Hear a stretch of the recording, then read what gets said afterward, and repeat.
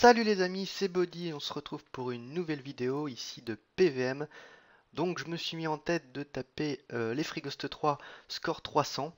Donc au début j'étais très motivé, je me suis dit allez je les tape à 8 et ça m'a très vite démotivé. Au bout de 7 tentatives, je suis vite revenu à la raison qu'il faut vraiment une grosse préparation, de la chance parce que ça reste du Free Ghost 3 et franchement, j'étais pas vraiment optimisé pour pouvoir taper avec ma compo, etc.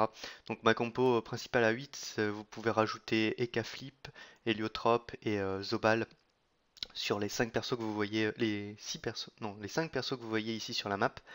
Donc j'ai décidé de le taper tout compte fait à 5, donc toujours avec mon Feka parce que ça reste mon personnage principal. Voilà, j'ai réussi à le passer en 4 tentatives à 5 et en 7 tentatives à 8 avant de me revenir à la raison. Donc tout de suite j'essaye d'isoler le Mansordite pour le focus et le tuer avant son deuxième tour de jeu. Donc pour l'isoler, vu que j'ai mis, je sais plus si c'est le Nekinego ou le kit qui donne des PM, bref l'un des deux, je lui donne des PM pour qu'il vienne tout de suite vers nous pour pouvoir l'isoler. Et je le focus directement en vulné tour 1, etc. Le Yop fait des belles épées de jugement, pardon. Donc c'est un mob qui va tomber assez rapidement. Donc le principe du Silarg, je vais vous l'expliquer rapidement. En gros, vous avez tout le temps les mobs sur la map. Ils sont tout le temps ressuscités en fait. Donc ils sont ressuscités par le mob suivant dans la timeline en haut. Donc ici par exemple, si je tue le Mansordide maintenant, on va dire, il sera réinvoqué par le Bricogours. Mais je vais le tuer avec Feka, donc il sera réinvoqué avec le Merulor. Donc, ce qui se passe, c'est que quand il réinvoque un mob, ce mob passe son premier tour. Il est dans un état indéplaçable et on ne peut pas le porter, sauf si on le débuff avec Panda ou est nu, mais vaut mieux débuff avec Panda pour pouvoir le porter jeté derrière. Donc, il faut arriver à les retuer avant qu'ils jouent leur deuxième tour parce que vous savez que les mobs, au moins ils ont de points de vie, au plus ils rox. Alors ça fait très mal. Donc ici, vous voyez que j'essaye de taper mon ennemi parce qu'il a plus de 90% de vita, car pour pouvoir tuer un mob qui est réinvoqué, il faut avoir une vitalité inférieure à 90%. Donc je suis rentré en combat avec des vitalités pas à 100% sur tous les persos. Mamie avait 100% parce que je sais qu'elle se fait taper au premier tour par le Silarg, donc pas de souci, elle passe en dessous des 90 directement. Donc voilà, c'est plutôt assez répétitif. Après, il faut surtout ralentir le Silarg en PM, PO. Essayer de focus le Mansordite vu qu'il soigne. Ensuite, je me suis tué le Bricoglours parce qu'il était bien avancé. Le Yop avait chance, puissance, donc je l'ai focus direct. Ensuite, je me suis tapé le Merulor. Donc Merulor, faut faire attention quand même, il peut donner des gros dommages de poussée. Le Bricoglour, on ne peut pas le déplacer 2 tours sur 3.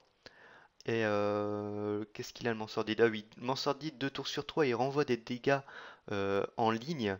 Donc il faut éviter de le taper en ligne, surtout que j'évitais de taper tous les mobs en ligne vu que j'avais le Neki Neko qui attire en ligne ou le Lucky, je ne sais plus. C'est l'un des deux, je confonds toujours les deux. Donc en composition d'idole, j'avais mis double butor, non triple butor, un sac mineur, saïk mineur, le Kid et Neki Neko. Composition d'idole que j'arrivais à 311 il me semble. Donc ça a été, c'était faisable au bout de 4 tentatives quand même pour savoir à peu près comment est-ce que les mobs allaient jouer au moins les 2-3 premiers tours.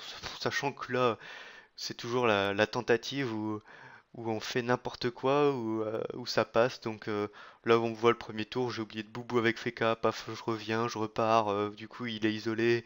Le, le Mansordide, il arrive, il peut le taper. Enfin, alors que les autres combats, il le tapait pas du tout, quoi. Mais il arrivait à être isolé quand même.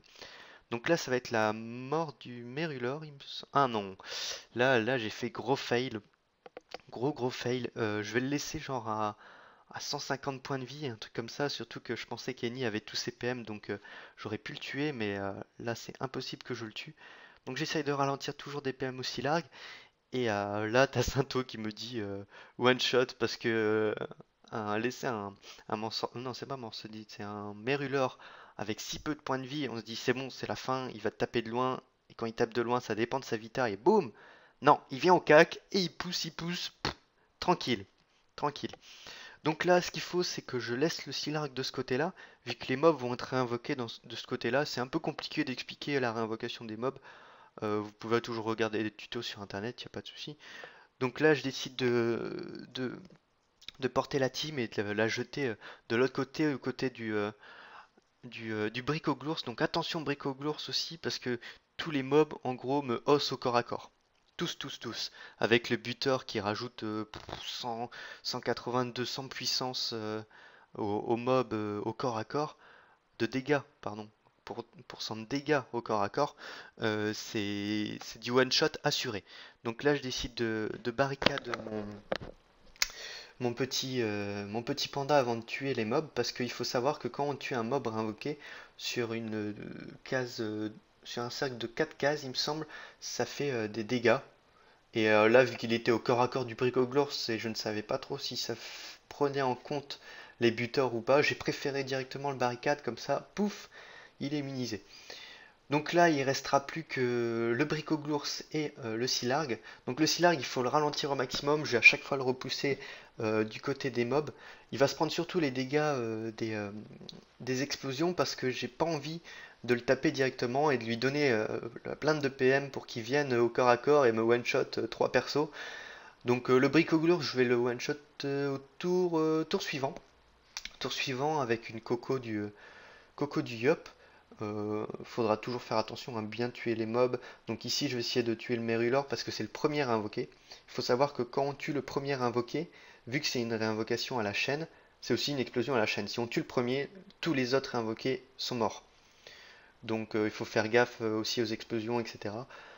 Donc voilà, c'est un petit Silarg à 5 personnages, plutôt passé assez aisément. 4 tentatives à 5, 7 à 8, bon. Je verrai bien pour les autres donjons Freeghost 3 que je vais m'y attaquer après avoir passé le reste de la team.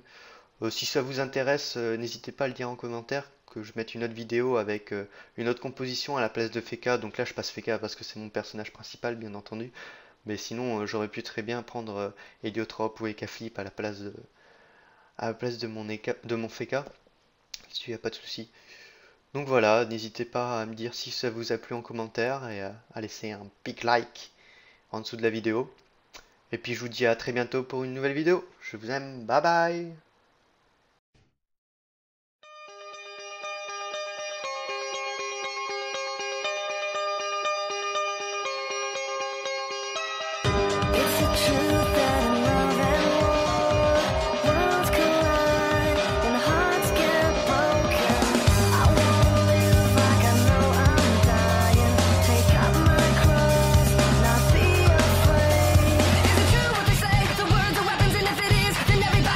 Stop